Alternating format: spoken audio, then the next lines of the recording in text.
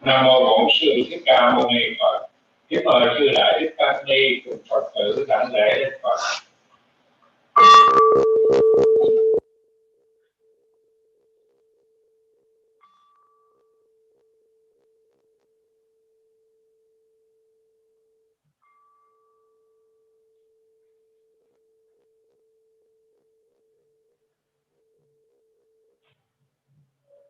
Ngài Hòa Thượng Thiền Sư đã nghỉ trên pháp của. Kính mời chư đại đức tăng ni cùng Phật tử đảnh lễ ngài Ba Lễ.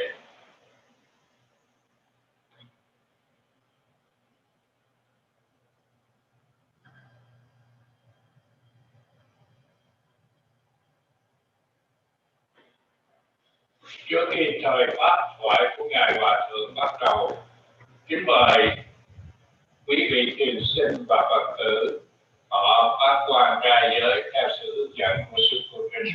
Nam mô Bổn Sư Thích Ca Mâu Ni Phật. Bạch Hoa Đại Đức Tăng, chúng con xin thọ trì tám quy và bát quan trai giới nơi tam bảo, để vâng giữ hành theo cho được sự lợi ích.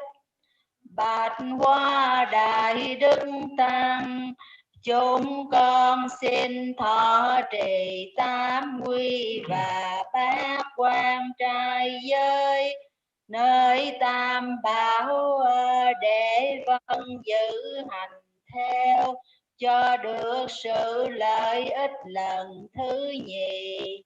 Bạch Hoa Đại Đức Tăng, chúng con xin thọ trì tám quy và bát quan trai giới nơi tam bảo, để vâng giữ hành theo cho được sự lợi ích lần thứ ba. Con đem hết lòng thành kính làm lại được pha có và đo.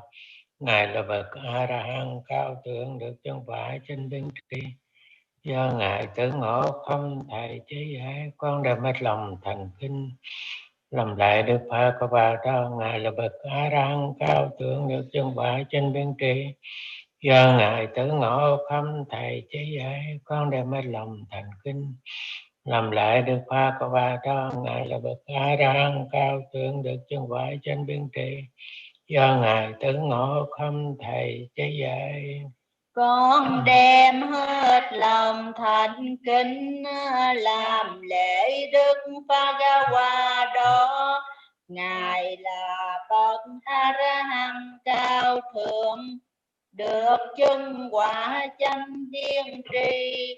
Do ngài tự ngộ không thầy chỉ dạy, con đem hết lòng thành kính làm lễ Đức Phật-ga-wa đó.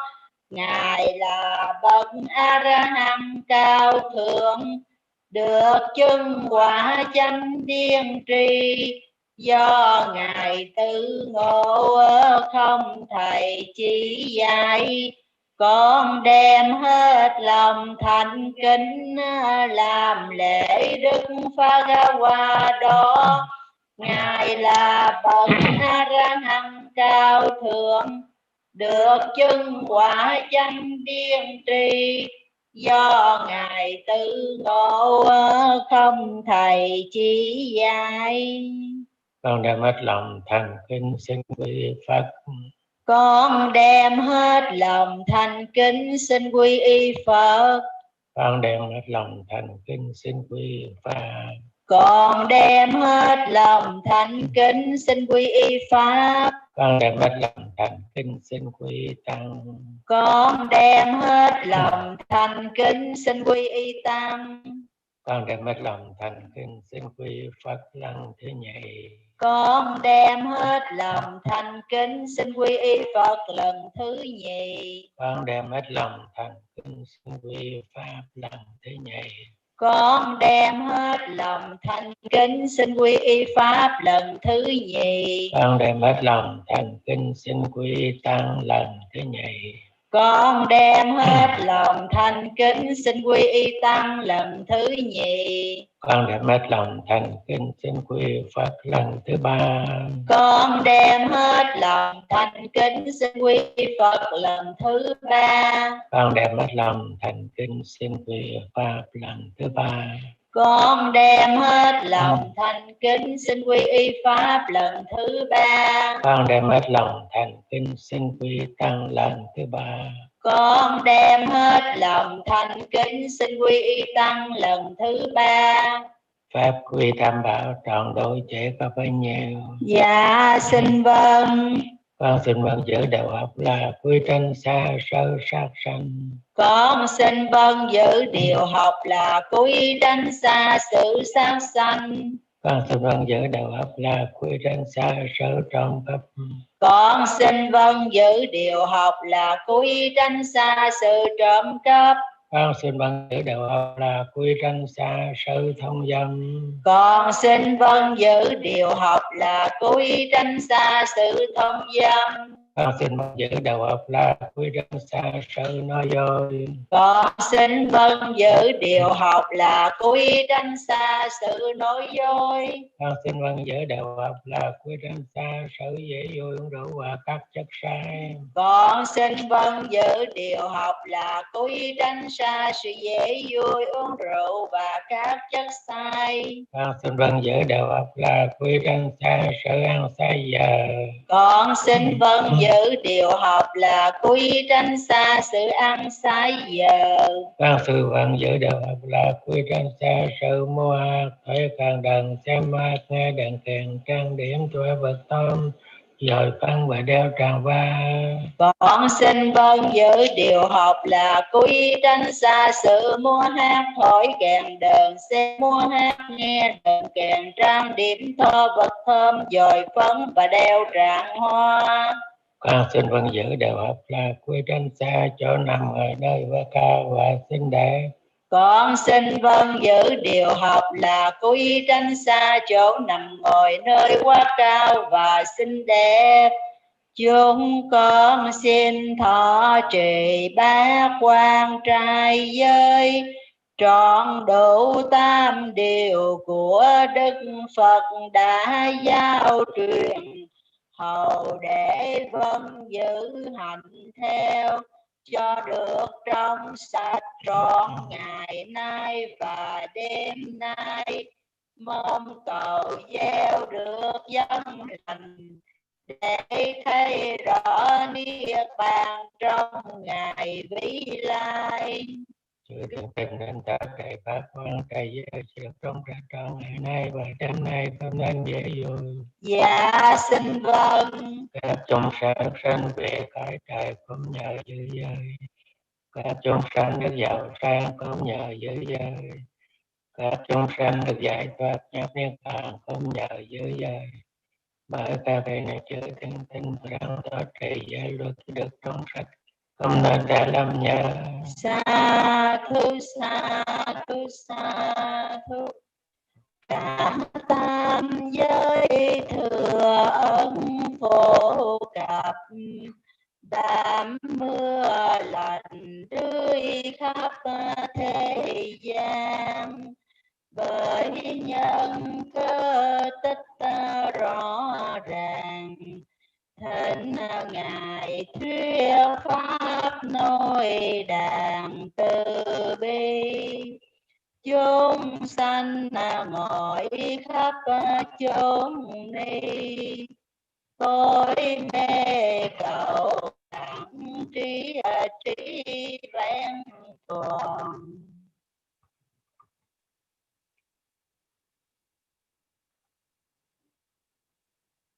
Nam mô Tassa Bhagavato Arahato Samma Sambuddhassa. Nam mô Tassa Bhagavato Arahato Samma Sambuddhassa. Nam mô Tassa Bhagavato Arahato Samma Sambuddhassa.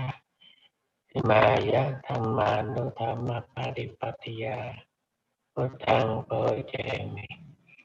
Imaya Dhammanuttama Padipatiya Dhammang Pojami Imaya Dhammana Dhamma Padipatiya Sanghang Pojami.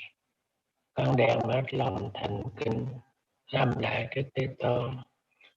Ngài là bậc A Hằng cao thượng, được chứng phải trên biên tri, do Ngài tự ngộ không thể chế giải. Con xin cúng dường Phật bảo bằng sự hành đạo. Con xin cúng dường Pháp bảo bằng sự đạo. Con xin cúng dường Tăng bảo bằng sự đạo.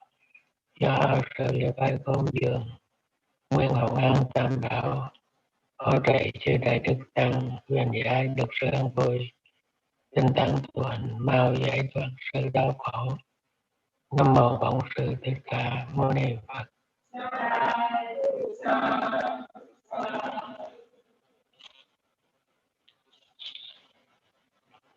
Thời nay thay vì thời phát thoại hay nói để thành trả lời câu hỏi của hành giả.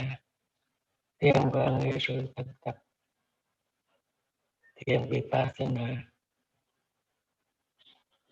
Câu vị hành giả hỏi: con xin kể cho sư, một buổi tối con đang nằm trên giường, con có chánh niệm hơi thở trước khi ngủ. Con thấy tâm tham dục nổi lên, nó lớn và to lắm. Con thấy nguy liền niệm tham ái, tham dục liên tục. Sau đó con niệm chậm lại, mỗi một lần niệm là con thấy tâm tham dục ấy nó nhỏ dần. Chánh niệm lúc đó con thấy giống như một thanh kiếm vậy. Mỗi lần chánh niệm là mỗi lần đầu kiếm lại trọc vào tâm tham dục, làm tâm đó nhỏ dần. Khi tâm đó nhỏ dần bằng học đạo, lúc đó con có tác ý chánh niệm cho đến khi diệt được tâm bằng học đạo đó. Tiếp đó con chánh niệm đến khi tâm đó hóa ra và nhỏ hơn nữa. Từ lúc con thấy tâm tham dục xuất hiện đến khi kết thúc chánh niệm, con chỉ thấy tâm tham màu đen qua thanh tím. Chánh niệm cũng màu đen luôn. Đằng này con không biết có sao không, thưa sư? Có mong rằng ngài bạch thường thiền có thể cho con xin lời khuyên về việc chánh niệm này hả?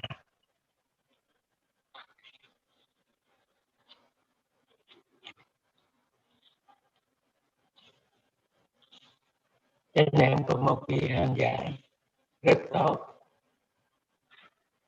là trên giường nằm ngủ, bắt đầu vẫn có chánh niệm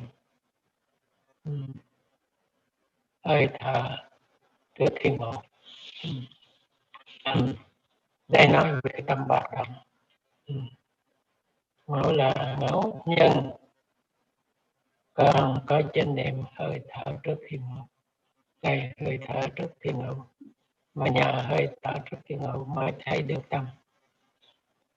Này, tâm như thế nào mấy chúng ta cứ nghe là để giao phước báo mà con đã trong sạch làm đây, hãy là máu duyên lành để dứt khỏi những điều ô nhiễm ngủ ngầm trong tâm trong này là ngủ ngầm như vậy đó. Giờ ngủ mà trước khi ngủ chánh niệm mà thấy được tâm, thấy tâm được ngủ ngầm trong đó mà đó là thấy tham dục này liên tục. Mà bây giờ sau đó chánh niệm hành giả chánh niệm xong rồi khá rồi đó, khá chánh niệm. Giờ để coi chánh niệm làm việc như thế nào giải thích. sau đó con niệm chậm lại, nhanh và chậm. Mỗi lần niệm là mong lời thấy tham dục, thấy nhỏ dần. Đây, sức mạnh trên niệm chứ không phải mình muốn. Nó lớn, kia nhỏ. Đây là ví dụ của thực tế. Lớn nhỏ đây, khi mà lớn nhỏ cái thuộc kia thực tế. Còn lý gọi là thiện ác vậy đó, ví dụ như nếu bây giờ thấy nó lớn, bây giờ thấy nhỏ là chân niệm, lúc đó con thấy giống như một thanh kiếm vậy đầy. Chân niệm thôi rồi lại thấy là một thanh kiếm này. Thầy chỗ này dạy tiếp mẹ là một thanh kiếm để diệt trừ diệt trừ thì tâm bất thiện. Kiếm mà kiếm như vậy gọi trừ diệt trừ là trong đường kiếm. Bây giờ tâm bất thiện kiếm là kiếm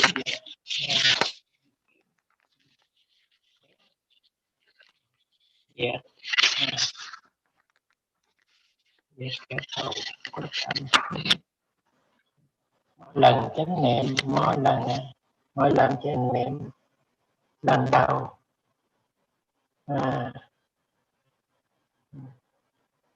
mỗi lần chánh niệm là một lần đầu kiếm lại trọc vào tâm tham dục, làm tâm đó nhỏ dần.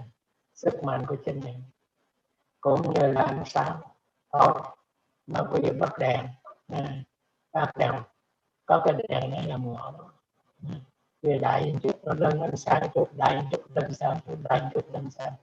Đây thì giống như chánh niệm nó khi dùng giống như là kiếm này nó béo nó dùng ánh sáng. Mỗi lần ánh sáng lên cao bóng tối tự diệt, lên cao bóng tối tự diệt.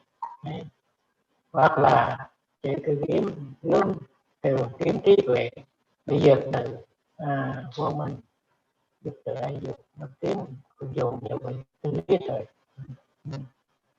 Nhỏ dần khi tâm đó nhỏ bằng học đạo tới vậy này. Thầy nói về cái lượng nó nhỏ lại dùng sắc pháp bằng học đạo. Thế thành ra làm sao tâm mình đây là ví dụ cho dễ hiểu bằng học đạo. Lúc đó còn tác ý chân niệm đến khi diệt được tâm bằng đó, chứ đó còn chân niệm đến khi tâm đó hóa ra qua nhỏ không nữa. Từ lúc con thấy tâm tâm dục hiện đến khi kết thúc chân niệm con chỉ thấy tâm tham màu đen vậy và thanh kiếm chân niệm cũng màu đen luôn.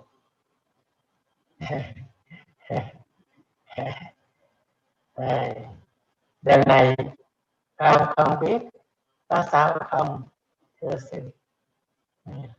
Con mong rằng ngài Hòa Thượng thì có thể cho con lời khuyên về việc vấn đề này.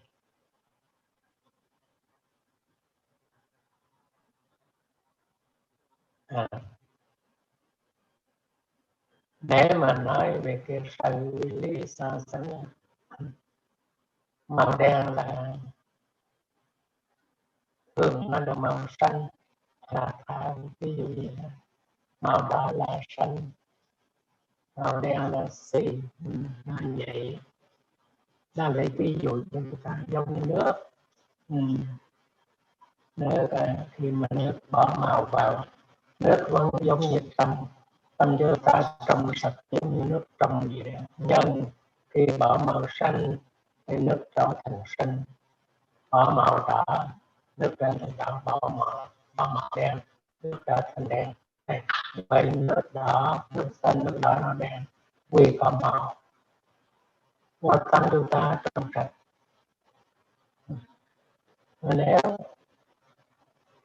giống như là nó bỏ màu trong chúng ta bị ôm nhiễm. Nếu như nhóm nội yếu như tham, nhóm nội thích màu xanh như là này, không thích màu đỏ, màu giống mình lửa như này. Người đến đó người thấy má của mình tự nhiên nó sợ luôn, nó quá sợ đỏ, quá xanh xanh.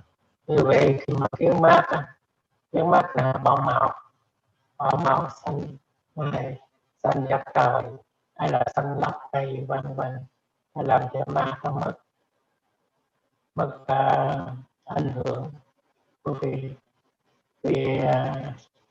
cái sáng đỏ với đèn, người thích xanh hơn, màu lá cây, màu cỏ vân vân. Vì nhìn cái gì đó cũng thấy xanh hết đó. Nhưng mà vật đó thì nhưng mà vì bỏ màu hay nhìn cái gì cũng êm hết đó. Nào cũng trong là trong mắt này, đó là Pháp làm được vậy. Thì ở trong thầy đang nói về tâm chúng ta bị phiền não chi phối, nó giống như vậy. Thì chỗ này theo sự nghĩ có một lần sư cũng dạy sư cũng quen, sư nói sư làm chuyện đến cuối cùng sư thấy đẹp, ngài mới nên ra sư cũng ăn loại bỏ nó đi, đem lại tâm si này. Hay chỗ này có sức mạnh loại trừ từ phần giải thích trong lúc đó, nhưng sau này lại từ lúc thấy tâm tham dục xuất hiện đến khi kết thúc chánh niệm, con chỉ thấy tham màu đen thành chuyện. Đây là giải thích về sự phản ứng của tâm. Như vậy chỗ này Đức Phật là luôn luôn tiếp tục vì cái tham ái này phải A La Hán nó chịu trừ được. Thấy như vậy đó, thấy không có dữ dội, nó nằm trong tâm, phải A La Hán mới được. Thầy như cái kiếm của mình cũng chưa có mình vẫn còn bị xé ra, rồi đến khi mà cái kiếm nó màu trắng sáng sủa mới diệt được cái đèn này được. Thì như vậy nó là chưa, hành giả phải tiếp tục này để nói cái lý. Tại đây có cái sự so sánh về sự nhận thấy là như vậy. Tiếp tục có một cái tượng màu xanh, hay trong kinh cái giải thích được cái trạng thái của tâm bị phiền não chi phối, tham danh màu xanh vậy đó, xong giống như màu đỏ, sử dụng màu đen, nó bị nước mất trong rồi, vì màu này không có còn nước tự nhiên. Vậy khi mà không có màu thức mất tâm, khi mà nó bị đây mới thấy hình ảnh rất là rõ trong. Thì đây là nếu mà cái hỏi cái này thì sư nhớ làm được ra có nhắc tôi một lần. Đây là lần đầu tiên thành thiền. Tôi nói tại sao thấy đang dừng cái nhìn nó quá là phải quá đã lại nhưng cũng quên quá thì nó cũng nhìn cái nói là cái lý mà sự không nắm được này, ta đã sợ làm sai, cũng giống như đối tượng hay như vậy. Rồi sao sư vẫn có cái trạng thái mà tinh lặng đi sâu ở trong đối tượng. Hay là ngài Khôi Đăng nói là tiếp trước sư ca hành thường định nhiều ngày dạy thích như vậy, đối tượng nhiều rằng sư thấy sâu xa, cũng thấy vậy nhỏ mà giống như vậy thấy nó đen nhỏ vẫn còn. Bây giờ đó hướng cái chánh niệm cho mình giống như cái hướng này, cái chánh niệm vẫn rồi dài dẳng cái đó tròn đủ mới không còn màu nữa, tham cũng luôn, rồi cái hướng cũng không còn nữa. Đây làm việc từ đó. Thì chỗ này mới Đức Phật nói là 16 phần sẽ đã làm rồi, không làm gì nữa, không có gì đem việc trừ. Thế thì A La Hán nữa, người tham dục này cái A La Hán. Còn sân thấy vậy giữa đó giết Thấy dữ rồi, sanh là địa ngục, tham thì mà quỷ, mà nó còn kéo dài tới A La Hán rồi, còn từ sân hận này tới A La Hán hết rồi, tam quả tam đạo hết rồi, sanh là mất hạnh. Vì thế những Ngài giải thích về vấn đề không có sanh. Cái tham này là đây là tham, cái tham vi tế, còn cái tham ở cõi lục giới không còn. Ở mắt sắc tốt, thứ hai mùi thơm gì còn, nơi đồng cảm vừa lòng không có tham đó. Ở ngũ trần không tham đó. Trở lại phần sắc ái, vô sắc ái.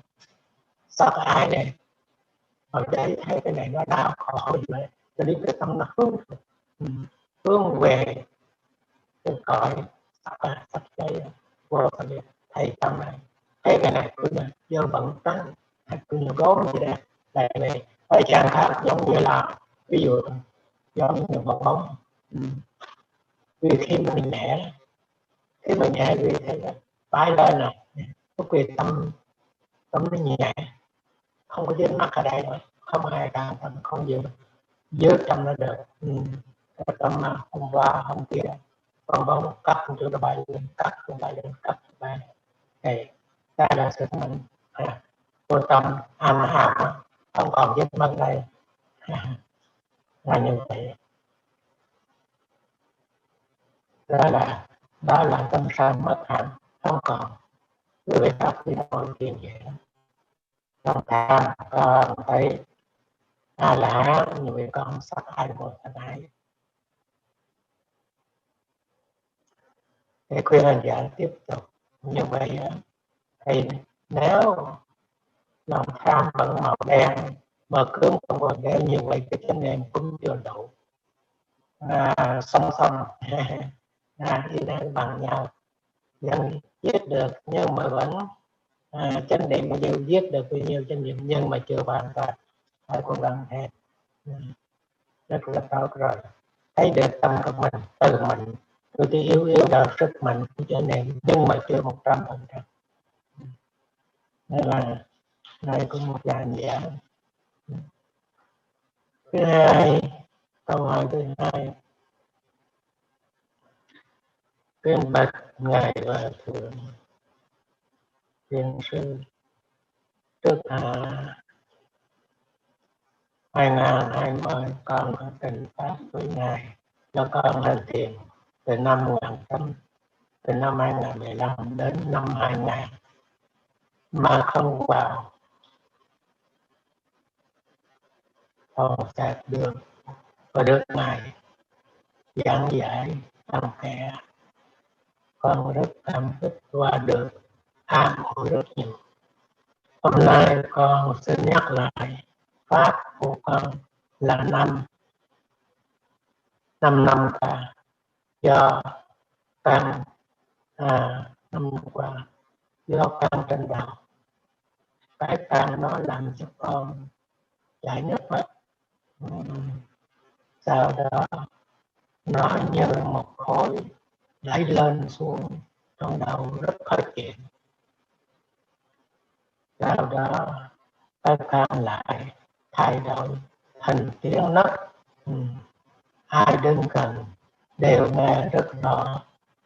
Cái nấc này lúc đi kinh hành hay sinh hoạt cũng có luôn.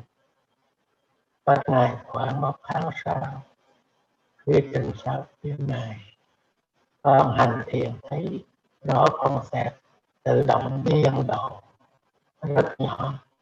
Khi con xẹp đứng yên khoảng mấy phút, con thấy con xẹp giống như một đường thẳng. Sau đó con xẹp tiếp tục tự động rất nhỏ. Con lấy ngón tay ấn nhẹ vào nón để thấy rõ con xẹp. Do con ngồi dựa tường nên mỏi chân, 30 phút con đổi chân và con xẹp vẫn tiếp tục. 30 phút tiếp con lại đổi chân lần thứ hai, con xẹp lại tiếp tục được 1 giờ 45 phút. Con xa xỉ. Câu hỏi thứ nhất, bài này đó là gì? Xin Ngài giải thích cho con.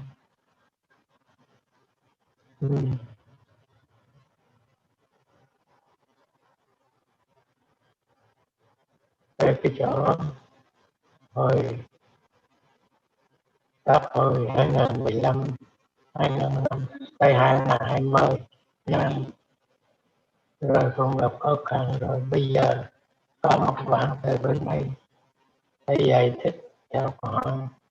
Thì hôm nay con nhắc lại pháp của con 5 năm và do căng thẳng cái đạo trì thì 5 năm qua do căng trên đầu này có cái căng trên đầu, cái căng đó làm con chảy nước mắt, không có điều chỉnh căng thì đôi khi trên đầu nó căng làm chảy nước mắt. Sau đó nó như một cái khối đẩy lên xuống trong đầu, rất khó chịu. Một cái căng trên đầu rồi lại chảy nước mắt. Sau đó nó như là một khối đẩy lên xuống trong đầu, rất khó chịu. Còn sau đó cái căng lại thay đổi thành tiếng nấc.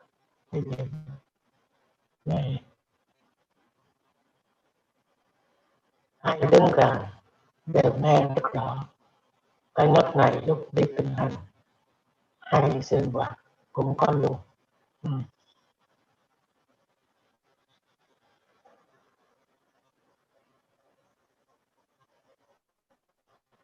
Cái căng nó làm cho chảy nước mắt, tìm hiểu chảy nước mắt. Vì con mắt này là một thần kinh yếu nhất, có thể mừng quá người ta cũng chảy nước mắt, khổ quá cũng chảy nước mắt, cũng chảy nước mắt thôi. Mừng quá phải là ta cũng chảy nước mắt, mà khổ quá cũng chảy nước mắt. Đấy, tùy theo hành giả hành. Đấy, cái sự căng này đôi khi nó khiến cho nói giả tà, nói lộc, khi nó phải tiết nó mắt ra không có. Nhưng mình tiêu hỷ cái căn này nè. Bây giờ từ sau đó một khối lên xuống trong đầu rất là chậm điện, mạnh ra lại, bắt đầu mạnh để dễ thì nó trở lại nè, tam thể để chạy nó mắt này, không nói là khai chuyện. Nhưng mà cái đây là một trạng thái của tiêu hỷ thì đã. Nhưng vừa bắt đầu nó mạnh này, sau đó có một khối đẩy lên xuống trên đầu rất khó chịu. Đây là gió thôi, cũng sức mạnh của chân nền ghi nhận những cái sự tinh thần hai cái này. Sau đó cái tăng lại thay đổi thành tiếng gì đó này, cái tăng đó có chuyện đổi thành tiếng luôn. Ai đứng gần đều nghe rất rõ, nghe quý vị nghĩ sao cái tăng đó đổi thành tiếng này. Cái nấc này lúc đi kinh hành sinh hoạt cũng có đúng. Hay chỗ này trong A Tỳ Đàm là xanh gió này, tiếng gió ồ, nhưng mà tiếng này đó cho tâm có phải là do mà là cái tiếng. Bây giờ cái tiếng này chính do tâm, do chánh niệm, ngoài do sơ tư cách nghe một sức mạnh bắt đầu trong thành những con ba con của gió. Nhưng mà gió này gây ra do tâm, không phải do thầy tiếng. Nhưng mà khi như vậy quý thầy đấy nó thay đổi, nó thành mắt luôn, nghe cái gì chứ là gió thôi. Mà do tâm mà người khác nghe được có cái này, người khác nghe chứ có một hành giả ở bên ba tầng bốn. Khi bạn ngồi thiền người pháp nghe hơi thở bà rõ lắm. Rồi bà nói sao bà ngồi thiền hở mình tôi em lắm, để bà nói vậy em bà nói tôi ngồi em bà không có suy nghĩ gì hết tâm bà yên nó rất là mạnh mạnh như vậy. Ai đúng ai đứng gần đều nghe được rõ thầy giống vậy. Mà người gần đó ta complain với bà sao bà thở mạnh vậy hay tôi nói tôi tâm tôi tỉnh bà nói vậy tâm tôi định tốt không biết sao bà nói vậy thôi. Này, lúc đi kinh hành vì nói chỉ ngồi thiền thôi mà nghe bây giờ tới nắp còn có gì tới đất này. Lúc đi kinh hành hai sư bà cùng con luôn chứ người hành giả cảm giác đây là tâm mà này, tâm theo giờ gió tâm theo giờ gió một lý gió thì gió như thế nào khi mà bảo thì không tưởng tượng được gió tiếng động của gió này bây giờ thì còn cái này tiếng động của tâm bằng mấy lần của gió nghe tâm sức mạnh của tâm. Tất ngài khoảng một tháng sau khi trình phạt chứ con hành thiện thấy rõ không gian tự động biến độ rất nhỏ bắt đầu giờ thả nó thấy mạnh lắm.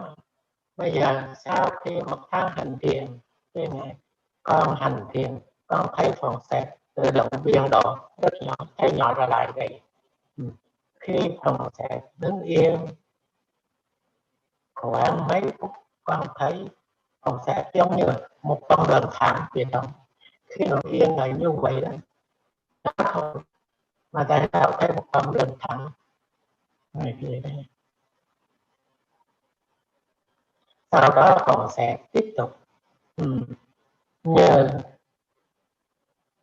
tiếp tục tự động rất nhỏ tự động rất nhỏ vậy này. Con lấy ngón tay nhấn nhẹ vào ngón đã thấy rõ con sẽ cho con ngồi giữa tường nên mỏi chân 30 phút con đổi chân qua phòng xẹp quan tiếp tục này phòng xẹp không ngừng nghỉ vì cái gió mình thở đâu có ngừng nghỉ phòng xẹp ra đây phòng xẹp gió hoạt động không ngừng nghỉ dù cái chân là đổi chuyện của chân thì gió nó không chân cái này là tác yêu muốn đổi chân đó như vậy đó bắt đầu đổi chân đó. Nhưng mà cái gió này vẫn còn gió này gọi là thân hành này vẫn còn tiếp tục vì thấy rõ tiếp tục này được con gọi lại và tiếp tục cho nên lần thứ nhất 30 phút đổi thứ hai đó 30 phút nữa sau khi thứ hai ngồi tại 1 tiếng 45 phút con sao thì bây giờ nó bắt đầu mới gọi là thuần pháp. Cảm giác ngồi giống như con thấy phòng xẹp giống như một đường thẳng phòng xẹp là một đường thẳng gió rồi sau đó phòng xẹp tiếp tục tự động rất nhỏ nhưng khi mà thẳng rất là nhỏ tôi cũng đi gió thôi thẳng rất là nhỏ.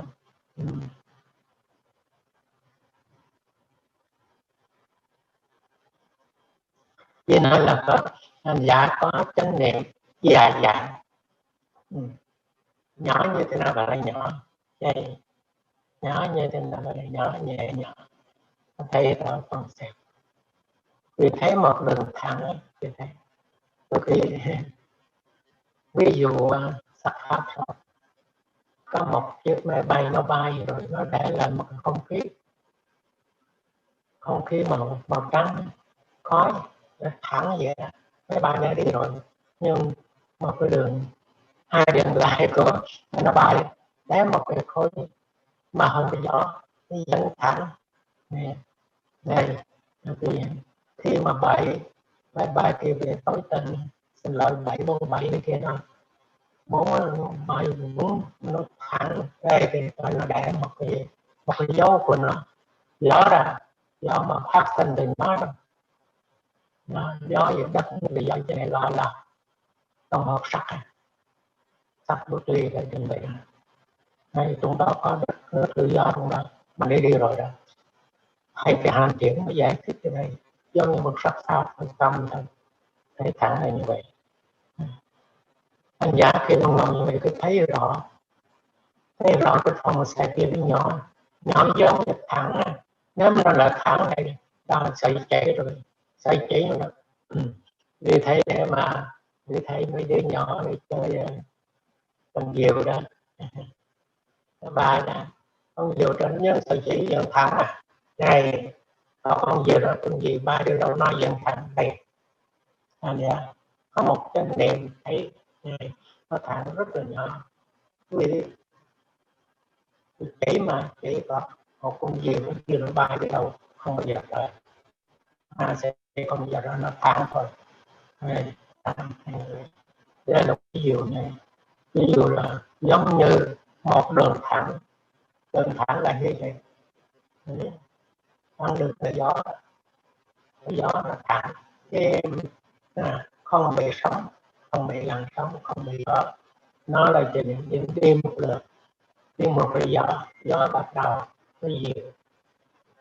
Như vậy tại sao như vậy? Thầy Trung Quốc đó nó hạ xuống, sân hận hạ xuống, như là tuy men hạ xuống vì cho nên được là đó, và cho nên nó rất là tâm không bị động, tâm không bị động, cái thân không động, tâm không động, thân không động.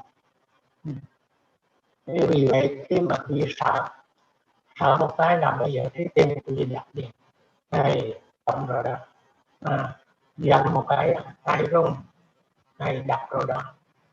Nhưng khi mà không giận không tham không sân bây giờ đó chỉ chính niệm như sắc pháp rồi tâm yên, nằm yên không hoạt động, không bị tham chi phối nó, không sân chi phối nó, thời gian người không tham sân thì dân si mê trong đó nó yếu. Thầy cái cái này là không thiền hóa được cái một gì vậy đó, cái trạng thái của tâm thăng bằng. Thầy cái nói là tâm sở cái tâm sở đó tất cả mấy chất ta này kaya kaya mấy chất ta chitta mấy chất ta tâm sở trung tâm tâm sở tâm trung tâm tâm sở trung tâm cái lời nó ngay thẳng. Hay cái này nó đưa cái tâm sở thiện là bạc cộng rồi tâm nhu nhiên, tâm sở nhu nhiên, tâm khinh an, tâm sở khinh an, cái này nó lên rồi tâm sở rồi này, rồi cái thiện pháp bắt đầu lên này, nó lên kia lên ủng hộ chánh niệm này hay hành giả cảm giác giống như một đường lai thẳng và như vậy. Sau đó còn sẽ tiếp tục tự động nhỏ đến không cảm giác tự nhỏ quá đi mình giảm lấy và lấy tay ấn vào đốn đây thấy rõ phòng xẹp này, muốn để thấy rõ phòng xẹp rồi lấy tay đúng cần ngồi dậy trên tiền để giải thích về 30 phút và đi ngồi trên tường á, hai giữa tường mỏi chân tôi mới đổi nói với mỏi chân để chừng mỏi thôi không phải là đau, chừng mỏi không sao cũng tiếp tục lên rõ.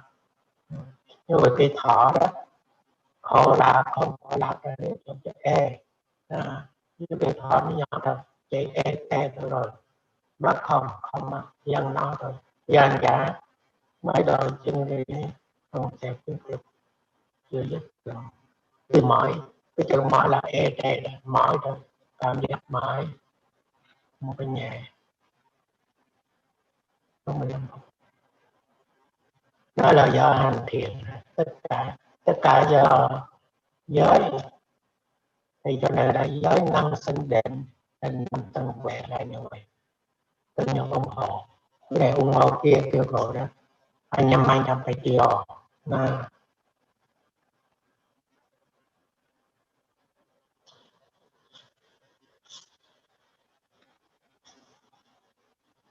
cái câu của tôi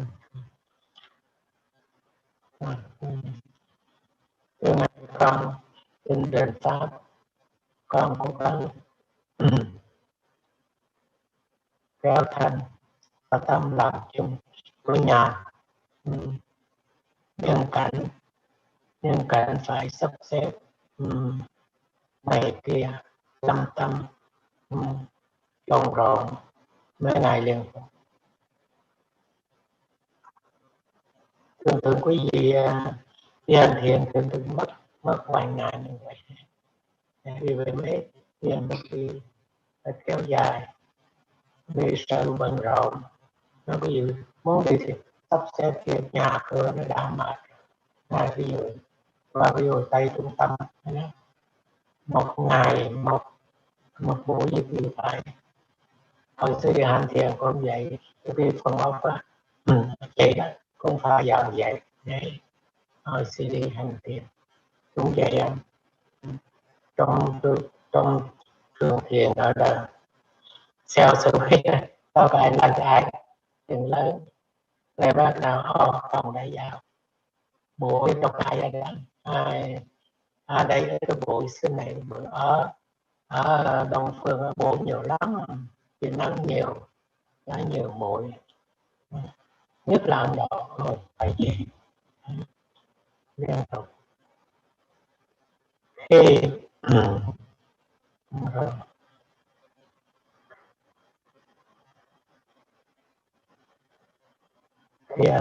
thiền nhiếp vào hơi thở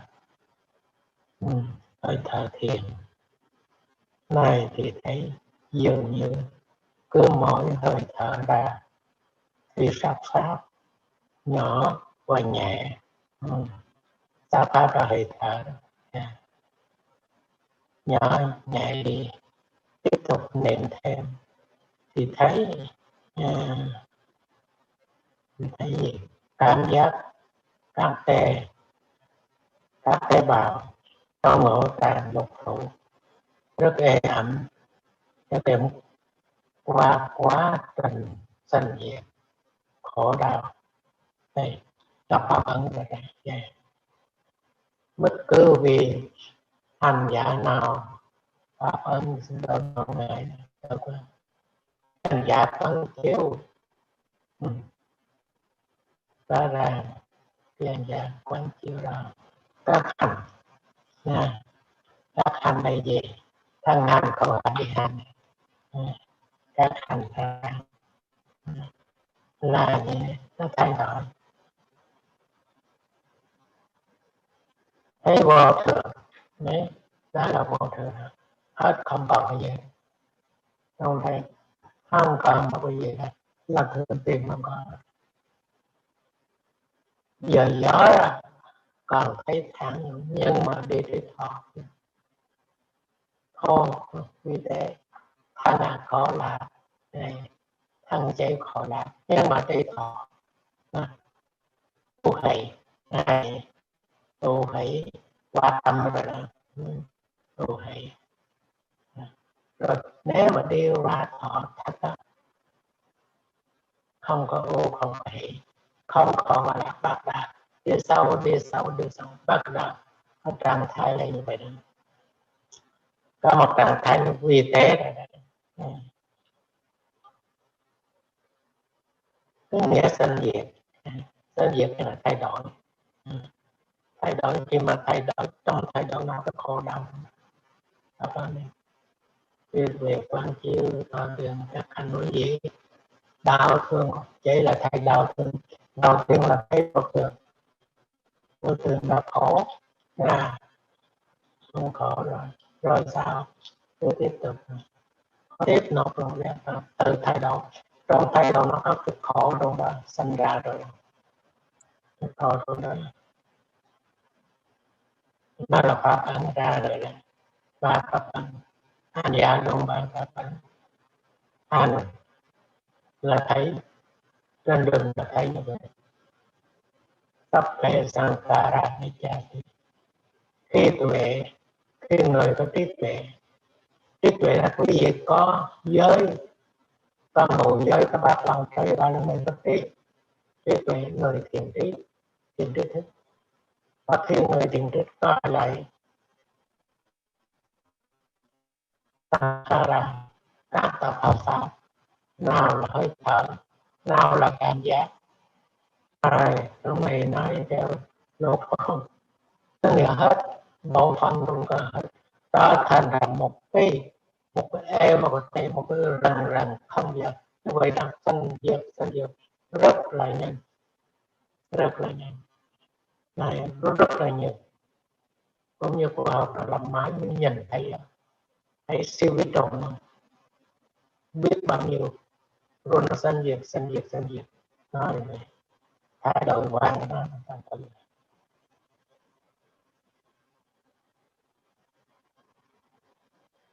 Sammasana nhana về thấu đạt, về ai về thấy cảm thương, ngồi thiền. Và thì quý vị có cái bên này bắt đầu thấy nhân, thấy nhân này. Thế nhưng mà dùng chữ là sanh diệt. Sanh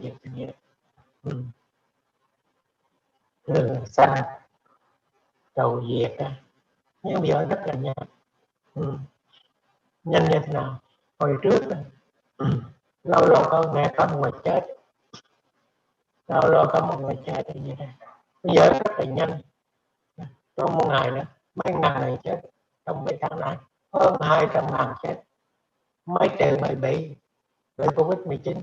Nó nhanh quá đi, sanh chết rất là nhanh. Này, quý khổ. Sanh diệt nó khổ đau, chỉ còn khổ đau thôi.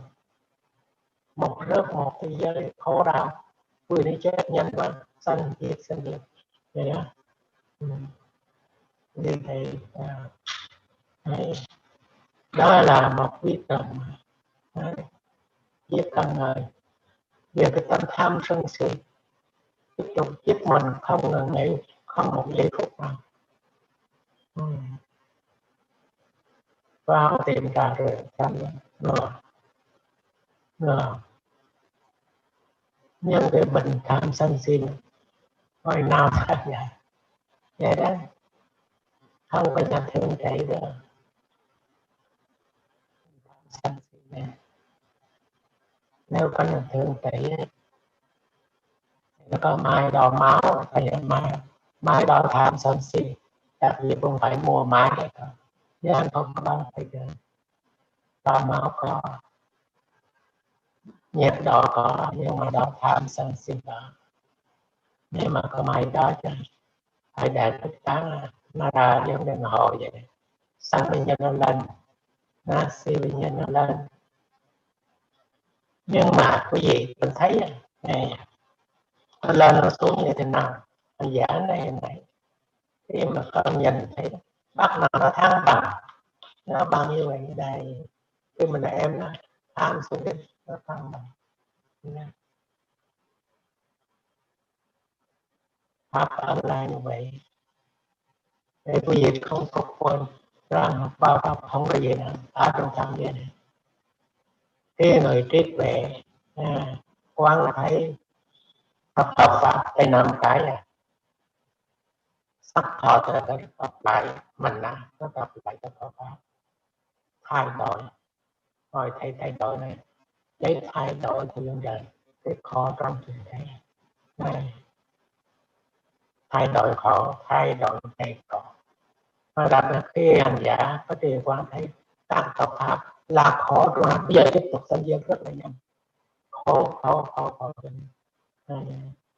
tiếp tục. Đó là con đường giải thoát này. Rồi tiếp tục nó bất lực, không làm gì để cho xác phận. Ở vô thở ra không gì, nó là nó thôi, cảm giác nó là nó thôi, đây là tưởng nó là nó, nhớ quên hành vui buồn nó là thức hành, nó là nó bắt đầu thấy không có tôi, không có tôi hay trong cái hơi thở, không có tôi trong cái cảm giác, không có tôi trong tưởng, không có tôi trong buồn, không có tôi trong thức. Không, lúc này không có, chỉ hai đoạn khổ bất là không có gì hết à. Không, ý nói là không quyền là gì, không có ngày nào làm chỗ nó. Này, không tin không có, không có. Này, nếu như thế là không có, vậy nó thôi gặp nó rồi, nó thôi. Này, nó như vậy, nó vậy, còn nó như vậy, nó trong mắt tôi, nó thôi. Này, thì cái đó là chỗ dạy sao bắt đầu là chỗ nó thôi. Vậy đó, chẳng phải tôi, không phải tôi. Này, hơi thở nó vậy thôi, cái khổ rồi không có tâm tình thương được là này, rồi cảm giác thay đổi thôi, khổ bất là không có tâm. Này, đạo mình trước đường xã không làm giàu được, không có tôi. Này, vui buồn không có tôi, mắt tâm mắt ở tay mũi không có tôi. Đó rồi, chưa thấy một hơi thở đang sống hơi thở bỏ đi mất rồi, không có tôi. Này, giờ tôi giờ nào? Tôi bây giờ trước viết chữ tôi phải là capital, qua chữ vào và viết lớn, giờ không có, phải tôi niệm viết nhỏ ra lại thôi. Rồi cuối cùng tôi tạm rồi, trong đại thật. Này, đó, bây giờ là 5 phút rồi, tôi ôi em có phước nhiều, cái gì mình làm hơn giờ đó. Xưa này tự do người ta cho tiền, không thể cho tiền nhiều hơn. Đấy, thay vì tiền nhiều hơn người ta phải ráng làm. Đấy, làm tiền nhiều hơn, rồi nếu có gì cố gắng thêm vì có phước thêm, có trí tuệ thêm. Về 5 phút, nếu không 5 phút là sự lỗ. Này, bạn cao phút mà việc không dùng sự lỗ. Này, thì phải dùng thôi. Này, phải dùng thôi. Này, bây giờ quý vị nói thiền 5 phút.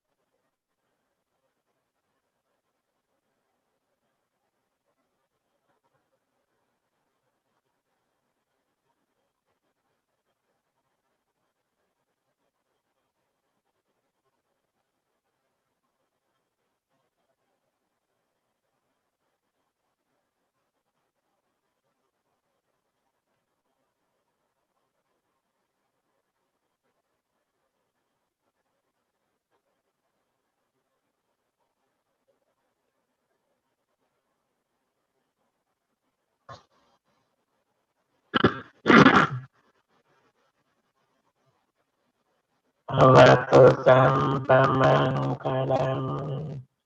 Bhagavato Sampamangalam.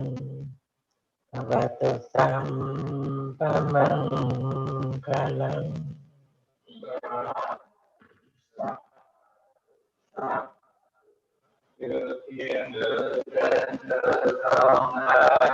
Cầu thương ngữ rõ không mỗi điều, lòng vương thần lực có nhiều, đồng xin hoan hỷ phước điều chúng tôi, hộ trì Phật giáo tăng bồi, các bậc thầy tổ an vui lâu dài, quyến thuộc tránh khỏi nạn tai, chúng sanh được hưởng phước dài bền lâu. Chúng con vui thu đạo màu, tu hành tinh tấn ngõ hầu vô sanh, mà chúng con đã trong sanh lập đây, hãy là món duyên lành để giúp khỏi những điều ô nhiễm ngủ ngầm nơi tâm trong ngày vĩ lai.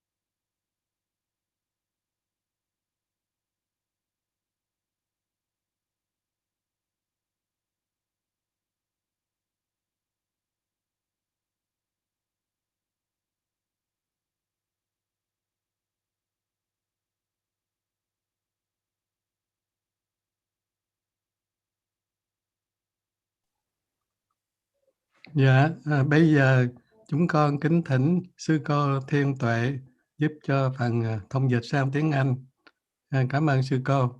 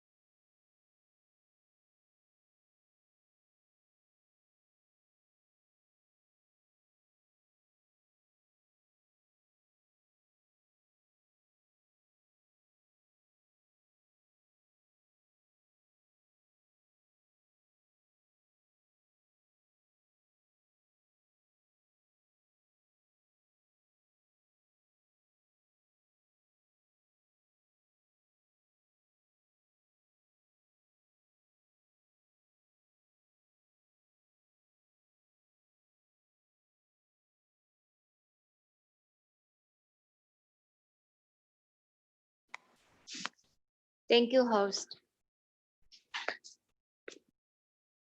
Today is Saturday, December 26, 2020. The Dharma talks at 7:30 p.m. Let's start by reciting Namo Tassa 3 times.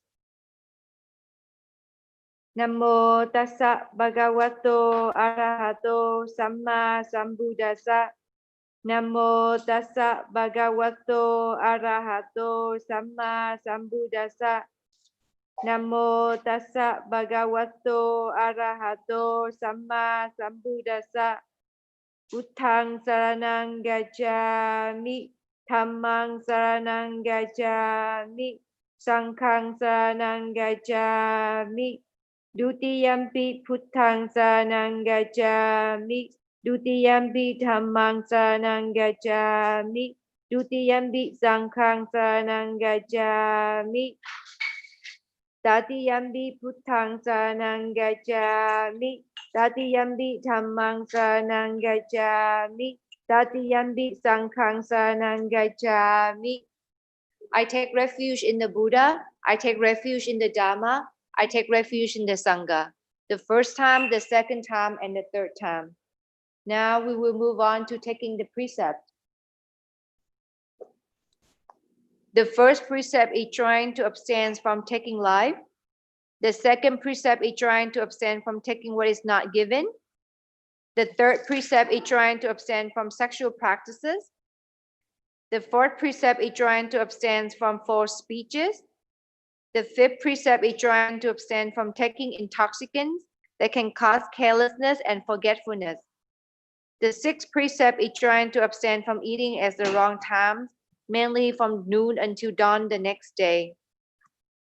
The seventh precept is trying to abstain from singing, dancing, listening to music, watching show, wearing garlands, perfumes, ointments, etc. And the eighth precept is trying to abstain from staying or lying on high and luxurious beds and seats. That is the procedures for taking refuge in the Triple Gem as well as taking the precept. Before the talk, Sayagyi recite, Imaya Dhamma Nu Dhamma Pati Patiya Budang Bujemi. With this practice that conforms to the Dhamma, I pay respect to the Sangha. Imaya Dhamma Nu Dhamma Pati Patiya Dhammang Bujemi. With this practice that conforms to the Dhamma, I pay respect to the Dhamma. Imaya Dhamma Nu Dhamma Pati Patiya Sanghang Bujemi. With this practice that conforms to the Dhamma, I pay respect to the Sangha. So again, today is Saturday, December 26, 2020. The Dhamma talk at 7:30 p.m. And today Sayagyi's answer questions of the yogis. So first I will read the questions and then we will go into the answer.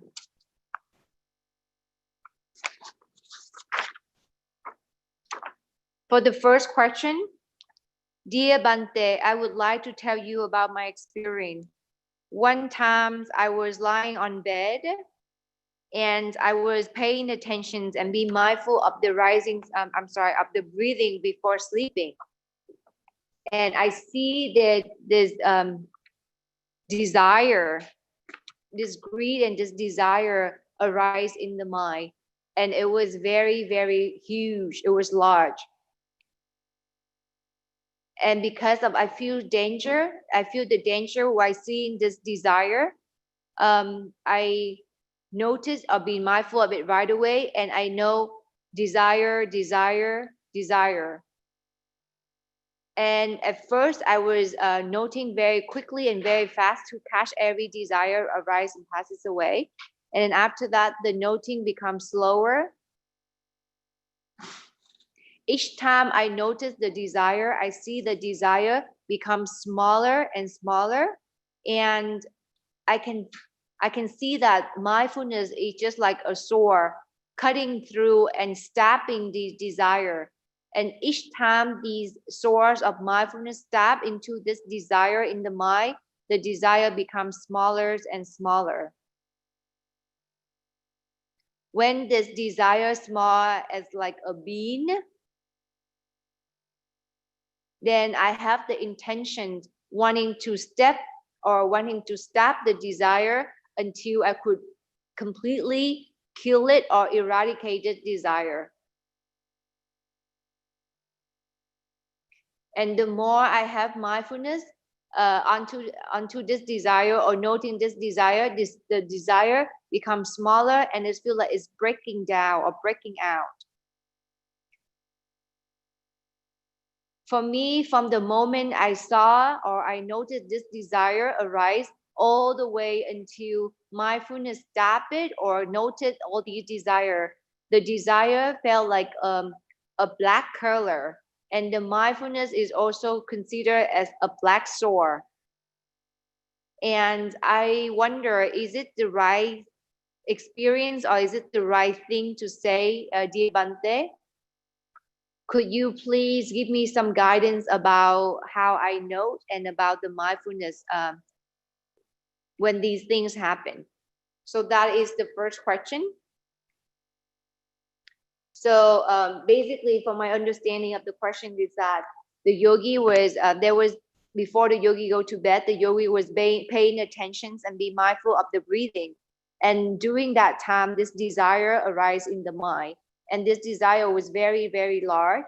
And the yogi continues to pay attention, to be mindful of this desire, know how to be aware, know how to label this desire continuously. And each time the yogi noted or be aware of this desire, the desires become smaller and smaller.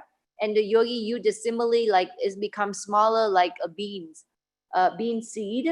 And this mindfulness, the yogi compare like a sword that's tapping into this desire. And each time the mindfulness tap into this desire, the desire becomes smaller and it starts to break out and smaller. And from the moment that the yogi notice this desire arise in the mind to the moment that the mindfulness tap on it, the desire as well as the mindfulness, they both have the color of black. And the yogis want to know, is this the right way to contemplate as well as this experience and giving this simile as a black color of desire as well as the black color of the source of mindfulness is the right thing to say. Please excuse me for 1 second.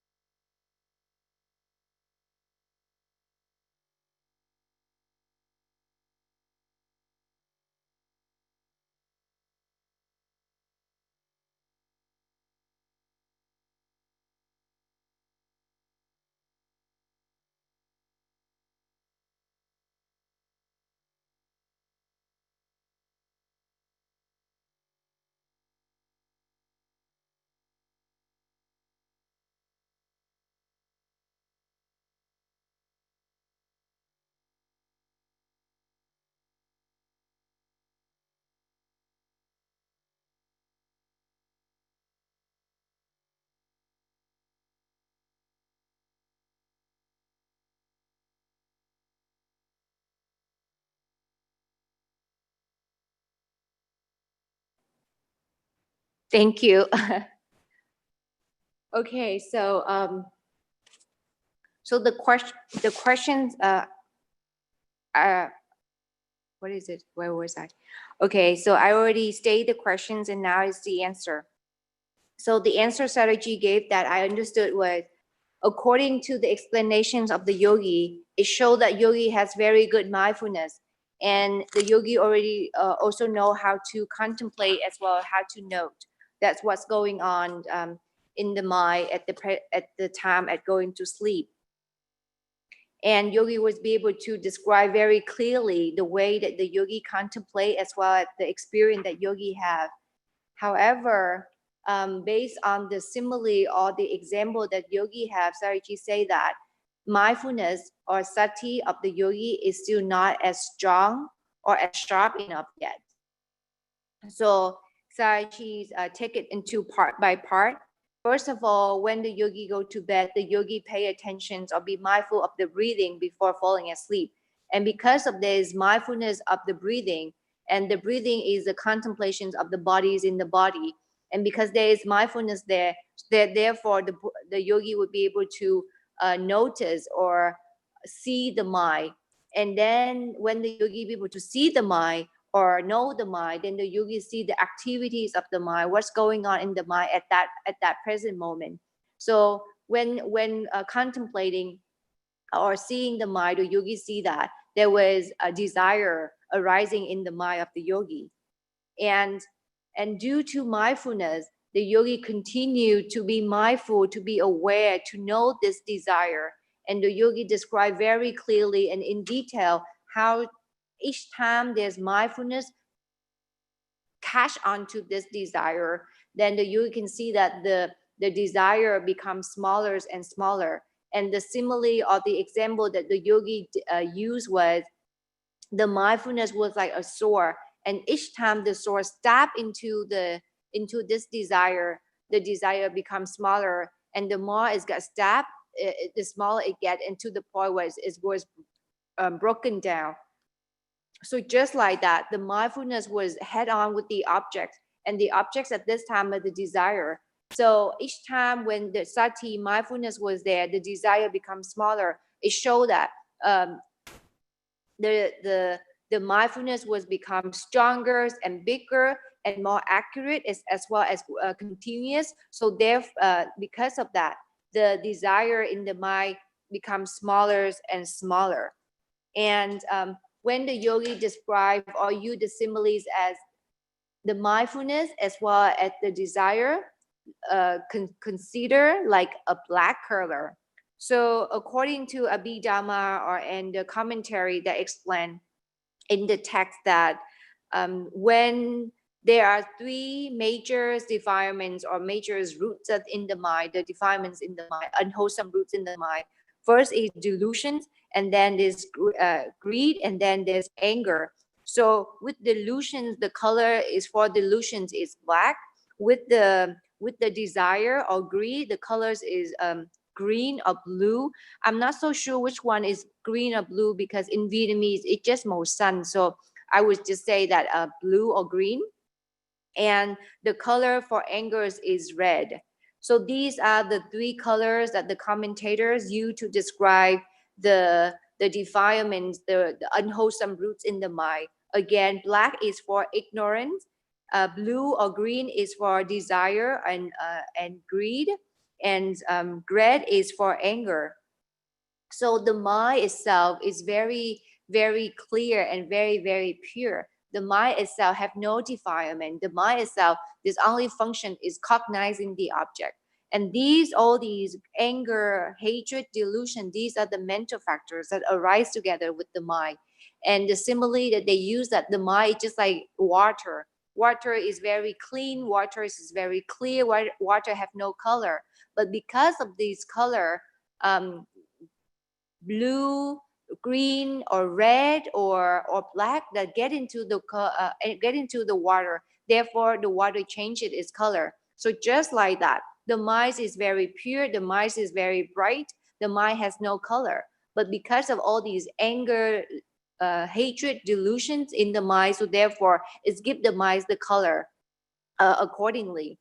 So normally when a person use the color black, in terms of the text or in terms of theory, we would think that it would be delusion or ignorant.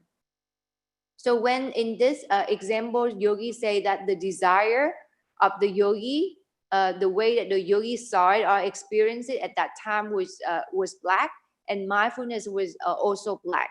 So mindfulness is a wholesome mental factors, a sobhana cetasika. And this wholesome mental factors that normally is very bright and is considered like the light. So when there is mindfulness, the mind is reminded to stay in the at the present moment with the most prominent objects, either the bodies or in the mind. And for the example Sariji gave, that when there is light, the darkness will go away. So when the yogi say that both mindfulness as well as the desire have the same color as black, it shows that if Sayagyi have to say, he would say that it shows that the mindfulness of the yogi is not strong enough and is not sharp enough. So therefore, it was considered also as black as the desire that the yogi saw. So just like that, all you have to do is just be more mindful and trying to be mindfulness become more become sharper. And that way, when mindfulness becomes sharper, it's just like the sword, very, very sharp. It would be able to cut through and eradicate and kill all these defilements, all this pollution that's arising in the mind. In this example, so yogi says is the desire. And Sayagyi also say that the way that yogi describes is also explain the reactions of the mind. So in terms of the desire or in terms of greed, only when a person get to the last stage of enlightenment and arahantship, then the person would be able to completely eradicate desire as well as greed. So when the person get to the third stage, anagami, then the person would remove all the desire for this world, for the kama vachara world, for this sensual desire in this world that we live in. However, there is still greed and desire for the rupa and the arupa world, the material and the immaterial world, the realms that where the Brahma lives. But only when a person gets to the last stage of enlightenment, arahantship, the desire and greed for not only this world, the kama vachara, the sense desire world, but also the arupa as well as rupa, the material and the immaterial realms also completely eradicated. So in this case, when the yogi keep describing, sati as the sword and not be able to cut through, it means that sati, mindfulness, is still not sharp enough, and yogi just have to be put more effort and make sure that sati is more continuous. In that way, when sati mindfulness is sharper, then yogi will be able to cut through all this desire. And also Sayagyi want to mention that all these similes as well the example that yogi gave, it's good to give the example, to give a clear understanding as well as a clear explanation. But at the same time, when the person giving this example, this is the works of thinking, this is the works of perception. So this is just the way where we communicate, where we use words in order to explain, in order to communicate, in order to share our experience. And this is the works of perception, one of the activities of the mind. And when yogi describe each time the mindfulness sword stab into this desire, the desire becomes smaller. At first, it was like a bean seed, and then after that is breaking down into smaller and smaller pieces. Then Sayagyi explained that give his example when he was practicing in India, and his teacher was Goenkaji, and he also had similar experience. And when he contemplated on some object, he would be able to penetrate very deeply into the object, and he would be able to see a very fragmented the way that objects was formed, and each very, very small detail, very, very fragmented detail. And Goenkaji explained that because maybe in the past life you already practiced samadhi, concentrations, meditation. So therefore now in this very life, when you practice vipassana meditations, and when you're trying to penetrate through the object, you will be able to penetrate very, very deeply into the object and be able to see the object not at the whole, but in like fragmented details like that. And before and one more thing that Sayagyi want to remind the yogi that he also, back in the day when Sayagyi practiced, he also experienced this darkness or this black color happening in the mind. And one of his teachers, Muninjadri, he also guided Sayagyi, and he also taught Sayagyi that this black is the colors of ignorance.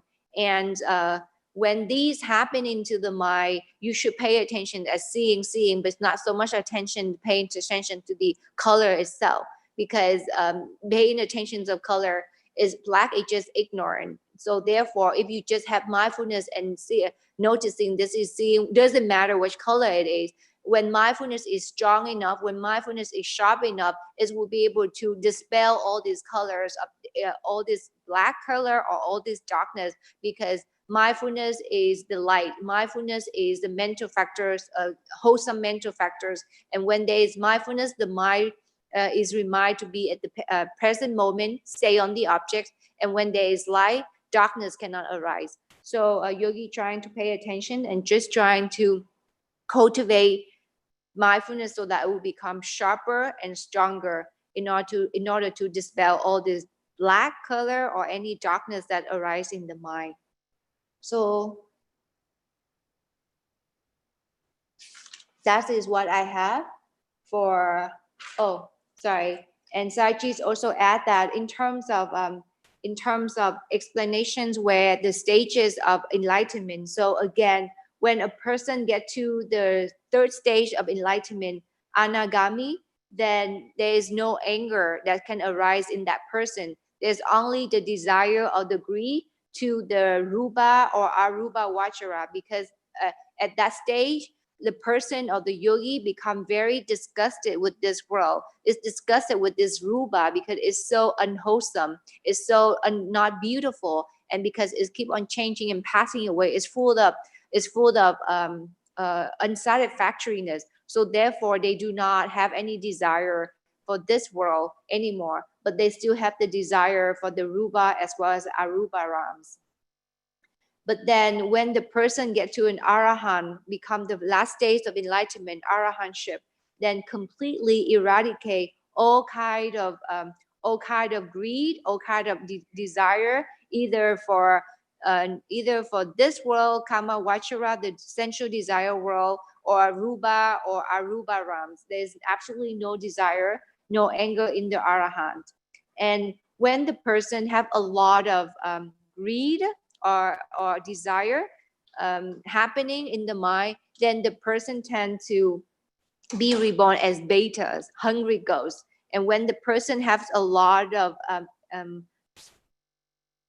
dosa, angers in the mind, then the person tend to be reborn in hell. So we have to make sure that we trying to dispel all these anger, hatreds, and delusions in our mind. And that is the work of sati. And then moving on to the second question.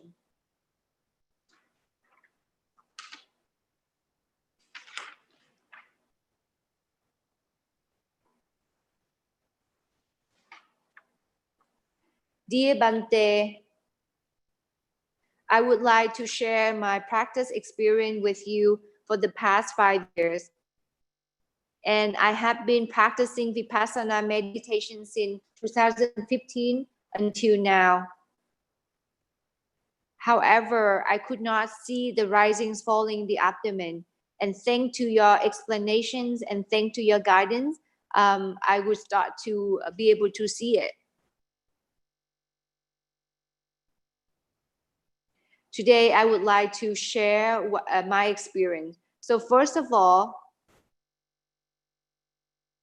for the past 5 years, there's this tensions in the head, and because of this tension, the eyes keep running tears keep running out from the eyes, and after that, these tensions become like a blockage, or like a block, pushing up and down in the head, and it becomes very, very unpleasant. And then after that, it's become very, very tense, and then it's become like a hiccup. And this hiccup is very loud to the point that someone next to me would be able to hear it. And sometimes, I'm sorry, and this hiccup always happen even during walking meditation as well as daily activity. So after 1 month that I have the interview with you, and I started to see the risings, falling of the abdomen, and I can see the changing of it. And sometimes I can see this changing of the risings and falling of the abdomen very, very small. And after that, I could see that the risings and falling sometimes stayed put or stop for a little bit, and it can be described like a straight line. And then after that, the risings falling would become very, very small, and it's keep on happening by itself. And sometimes it was so subtle that I could not notice, and I used my finger to press onto the abdomen in order to see the risings falling.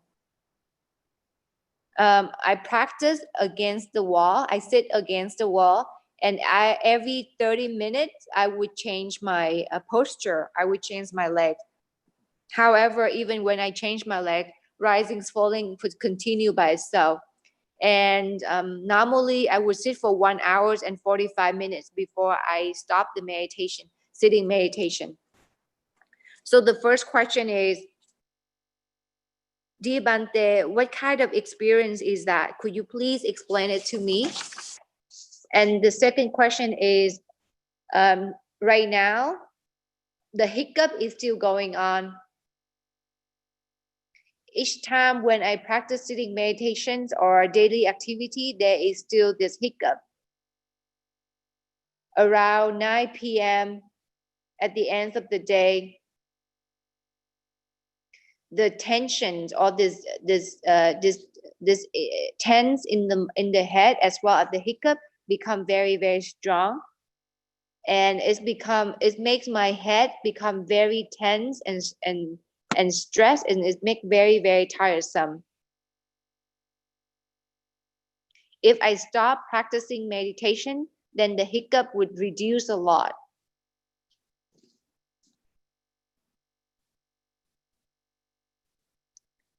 I could continue to do walking meditations very well. However, while practicing sitting meditation, I have to notice many different kinds of objects, but I still cannot go or direct the mind to the risings, falling of the abdomen. Could you please explain to me how should I practice? Thank you, Bante. So that is the question that I got. And the answer that Sarachi gave that I heard was, so basically for the past 5 years, since 2015, 2020 to 2020, the yogi has been practicing meditations or insight meditation, and the yogi could not pay attention or noted the risings, falling of the abdomen. And during that time, the yogi say that there is tensions or this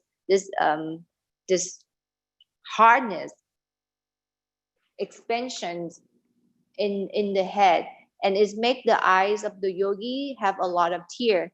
So Saichi say that the eye consciousness is the weakest consciousness in the body.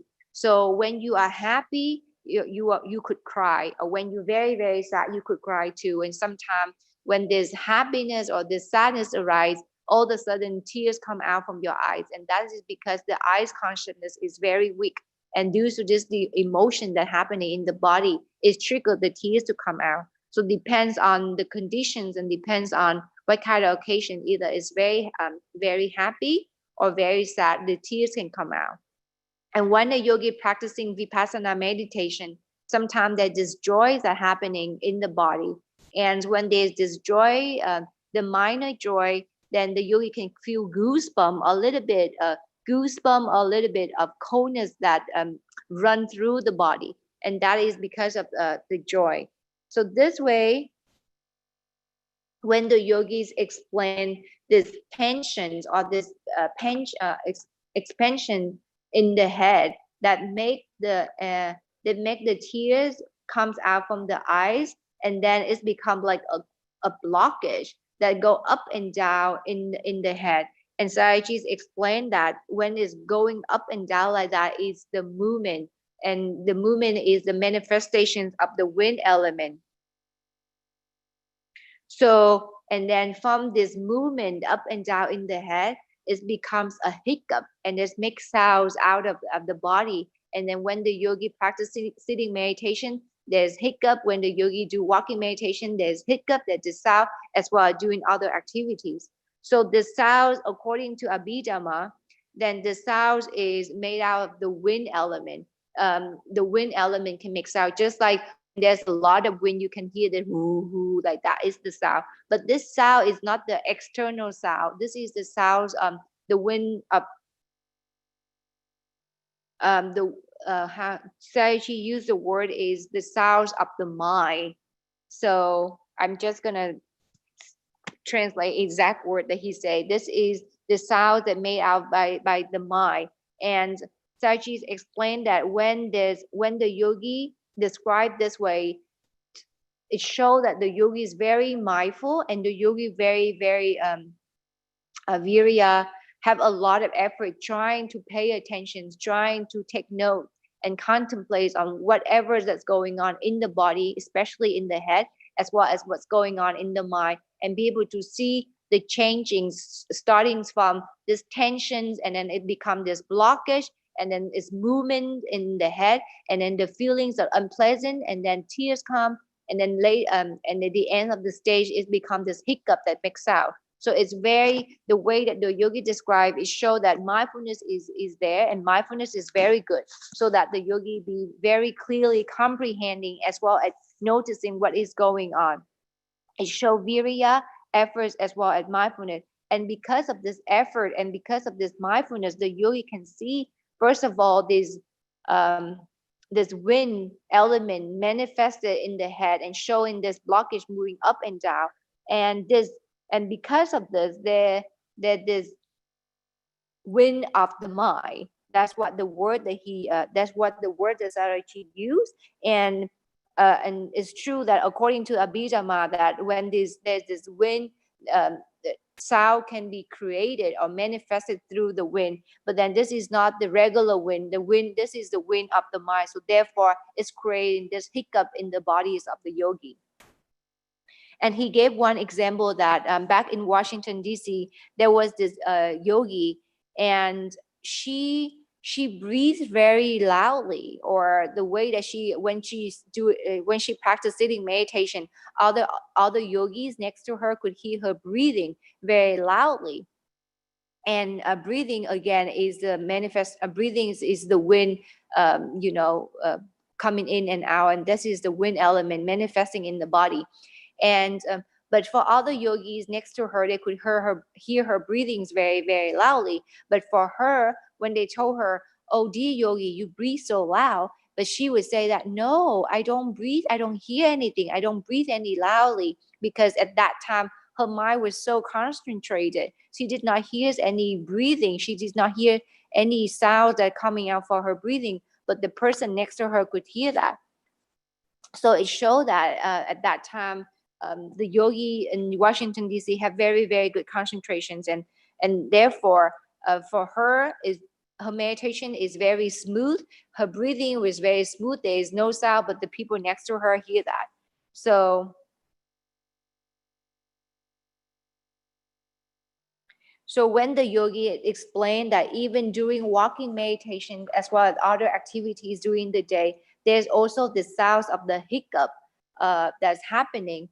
So Sayagyi say that this sound that is because yogi having this sound because it's the mind following this wind element become very strong and it's very powerful. So therefore, this hiccup that's manifested or this hiccup makes sounds come from the body, and the yogi can pay attention to that. And then after 1 month of practicing meditation, yogi be able to see the risings falling of the abdomen, see the changing of the risings falling, and it's become very, very small. So again, this is very good, Sariji say. It's because yogi have good sati, mindfulness. So therefore, yogi start to see, first of all, the risings falling of the abdomen. And secondly, yogi can see the changing of the risings falling. It's not the same. Every change, every rising and every falling, they all different from one another. They are not the same from another. And only when the mindfulness is sharp and mindfulness is strong, yogi would be able to see that. And slowly, yogi can see that it's become very small. And sometimes when the risings falling stop for a short period of time, the yogi can see the risings falling just like a straight line. So Sayagyi explained that risings fallings is the manifestations of the wind element. It's movement, is moving up and down, or moving forwards and backward. And because of that, yogi can see when it's become very subtle. And sometimes the yogi can see a straight line because it's movement. When shati, mindfulness is very strong and sharp, yogi can see and experience and give the examples like a straight line. And the examples that she gave to illustrate this point is that sometimes when you see the airplane flying on the sky, the airplane already fly through, but the mark of it behind it, there's still the little white line, a straight stripe that they're still left behind and leave the mark like that. So just like that, even the risings falling already finished or disappear or comes and passes away at that single moment. But then because of this rupa material quality that's still within this wind element is still left behind and leave mark, and because concentration as well as sati of yogi at that time very strong and sharp, so therefore the yogi will see the mark that left behind after this risings and falling already disappears or arise and move on. And that is it is normal, and it just shows that it's good concentrations and sati. And another example that Sayagyi gave that just like when a person fly a kite into the sky, so when the kite is flying up into the sky, it's moving back and forth, it's flying on its own and there's movement, but there's this string of this rope that we have to tie the kite to the kite holder. So you can see that the string is very, doesn't matter how much the kite move up and down or back forwards and backward, the string is always a straight line. So just like that, when the yogis see this rising falling, it doesn't matter, rising falling is fluctuates or is movement, but then the mark of it, yogi can see there's a straight line. So that is normal. And then that just explained that at that time concentration and sati of the yogi was strong enough in order to see that. And Sayagyi also used the Abhidhamma to explain a little bit in terms of how yogis see in this way, because when a yogi say that after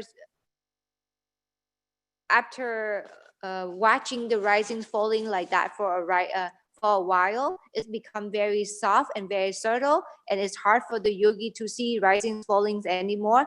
And yogi would use a finger to press into the abdomen in order to see rising fallings again.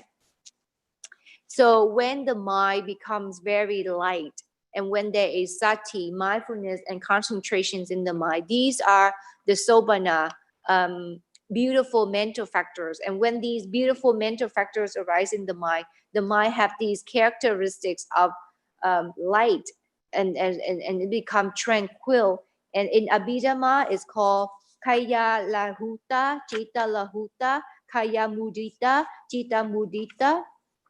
So Kaya Passaddhi as well as Chitta Passaddhi. So at that time, both the mind and the body become very light, very tranquil, and at that time the mind stay very, very stable. So therefore, that's why it's hard for the yogi to contemplate or see the risings falling of the abdomen.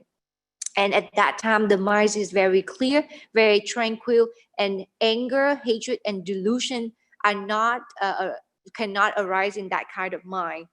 So Saichi gave the example that sometime when you become very fearful or when you're scared of something, your heart beat very fast and is beat very, very. There's a lot of vibrations happening in the heart, and you feel heavy. So that way is that because the reactions of the mind, and because of that's reaction of the mind is make the body also react with that. And when fears arise like that, our heart beat very fast. And sometimes when you become very angry, your body become vibrating, you become shaking, your hands become shaking. Again, this is also the reactions of the mind that related to the body reactions as well. So when this mind of the yogi was very clear and very tranquil, then the yogi can see that it's very subtle, it's very calm, and both bodies and mind very light at that time. And even though when the yogi changed the posture, changed the legs, but the risings falling also happening on its own. It is normal because risings falling is the products of breathing in and breathing out. When you breathe in, the abdomen rises. When you breathe out, the abdomen falls. So even though you do something else, but the breathing is still happening. So therefore, risings falling is still happening because this is the actions of the body, the bodily action, with or without awareness, without the intention, the body is still breathing on its own. Just like because of that, the risings falling doesn't matter what you do, all the activity, risings falling or breathing in, breathing out is still happening on its own.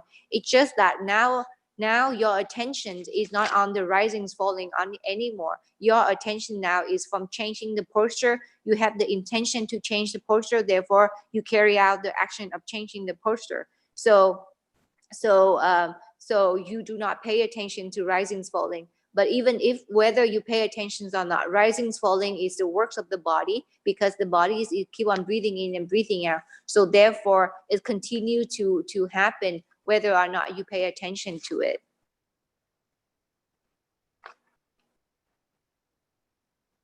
So, and Sarji say that for yogi to be able to see this or to understand or experience and be able to share this experience is because first of all, yogi have to have sila as the foundation. When silas are pure, then it's easier for us to train the mind, to make the mind calm and tranquil. And when the mind is calm and peaceful, then concentration can arise. And with concentrations, panya, wisdom or insight would arise. And one is supporting the other. You have to have one in order to have the other. Without sila, there is no concentration. Without concentration, there is no panya, wisdom. So remember, when we practice vipassana meditation, we also always start with purifying our sila and moving on to having concentrations, and then panya will be able to develop. Okay. Moving on to the last question, number 3.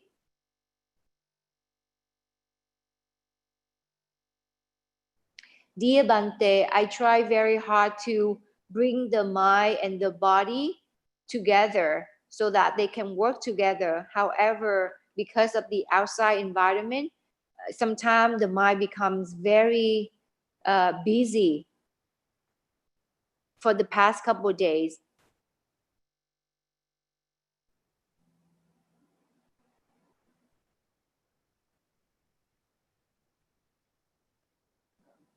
And each time So this evening, each time I try to bring the mind back into the risings and falling or the breathing, I could see that each breathing become very small and become very light.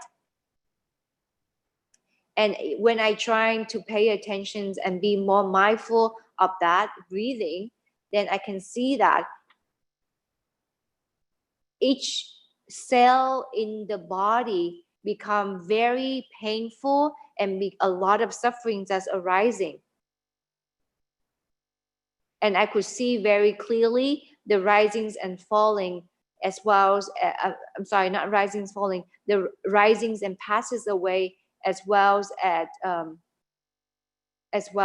the painful feelings that's arising.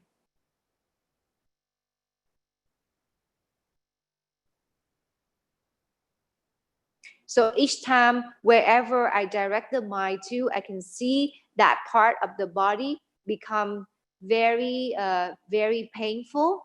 Each cell become very painful, and I could see it's come and it passes away. Most of the time, wherever I direct the mind to the body, is all I feel is sufferings and painful.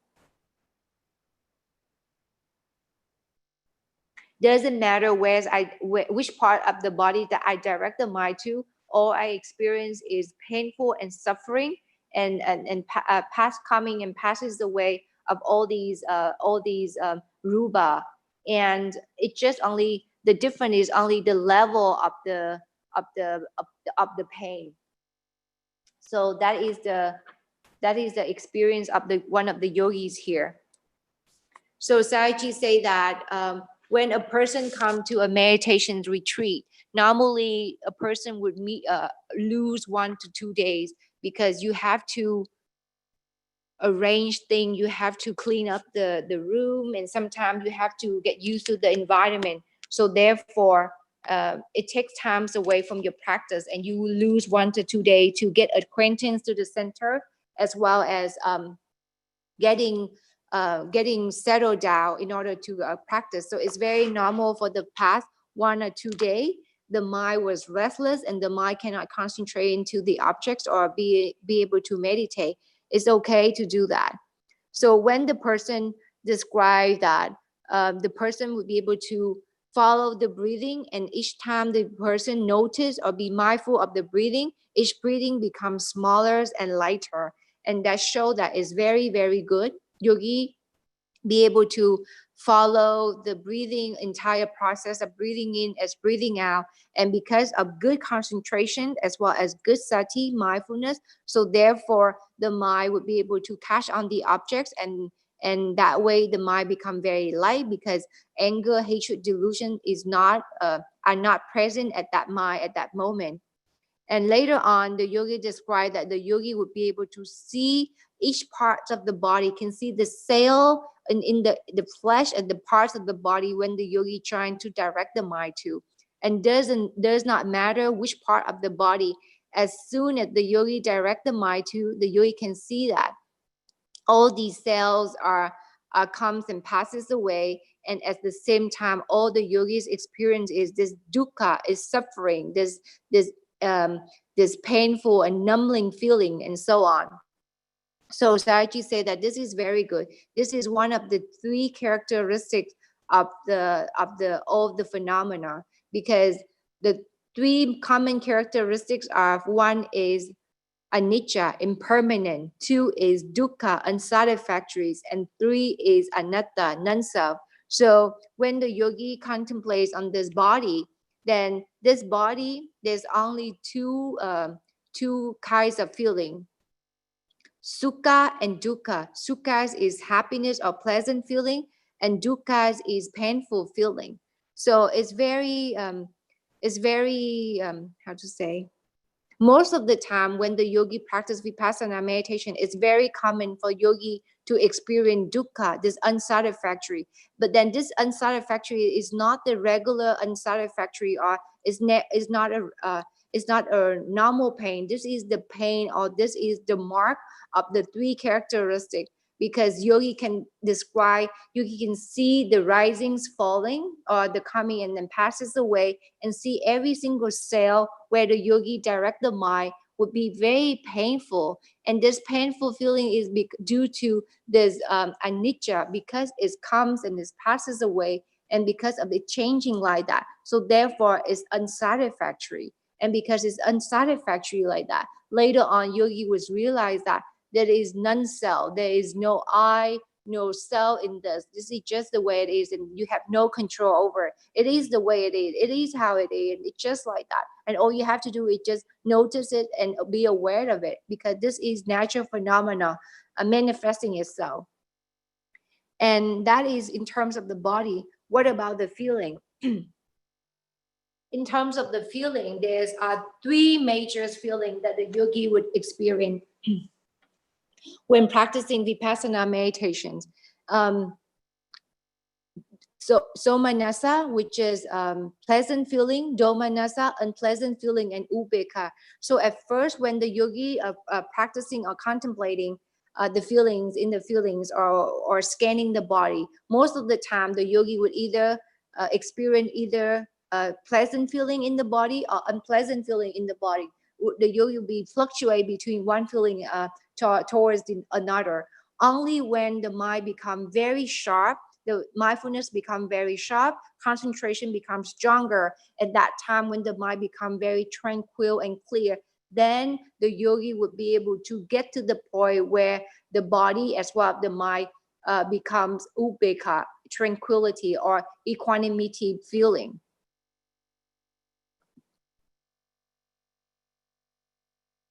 So Sayagyi say that what yogis experience is very good, and it also can be considered as like sammasanya jnana. This is one of the stages of vipassana insights. When a yogi practice vipassana meditation, there's level of insights that the yogi develop. So what yogis describe can be considered as sammasanya jnana. And this is the knowledge where yogis experience the impermanent, the unsatisfactory, as well as the non-self of mental as well as physical process of the body as well as the mind when the yogi direct the mind to. And just like the yogi say that when the yogi pay attention, doesn't matter which part of the body, the yogi can see that, oh, it is comes and it passes away and is full of unsatisfactory in terms of painful feeling or unpleasant feelings that arise in that.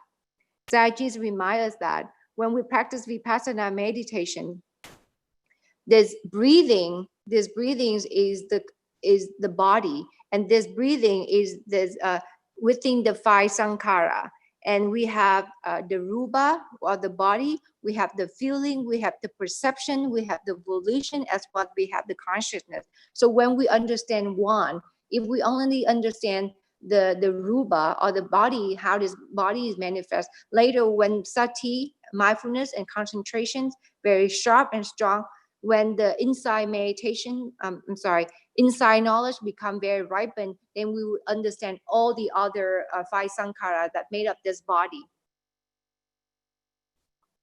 And when the yogi keep on continue to practice like that, yogi will see that all these sankhara, they have the same characteristic. They all are anicca, impermanent, dukkha, unsatisfactory, and anatta, non-self. There is no I, there is no self in any of these khandhas. And because of that, yogi will be able to eradicate and get rid of the wrong view, the view of I, the view of self. And yogi will see that everything, this body, the way it works, they are just the way they are. They are just natural phenomena, manifested, come, existing, and passes away. Same thing with feeling, same thing with perception, same thing with volition, as well as the mind, the consciousness. And that way, the yogis are walking on the liberation, the path towards liberations on nibbana. So Sayagyi say that the person, a wise one, or the wise person is the one, again, start with sila. Having sila, five precepts or 8 precepts, then silas appear, then you will be able to train your mind practicing vipassana meditations, and then when there is sati, mindfulness as well, concentrations are sharp and strong, wisdom will arise. And when wisdoms arise, we will be able to dispel all the wrong view and walk towards the ultimate liberation.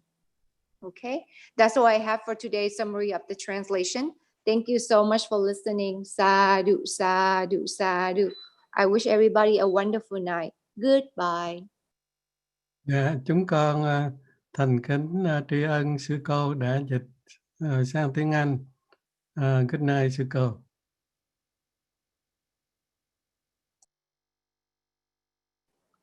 Thank you, host. Good night. Bye bye.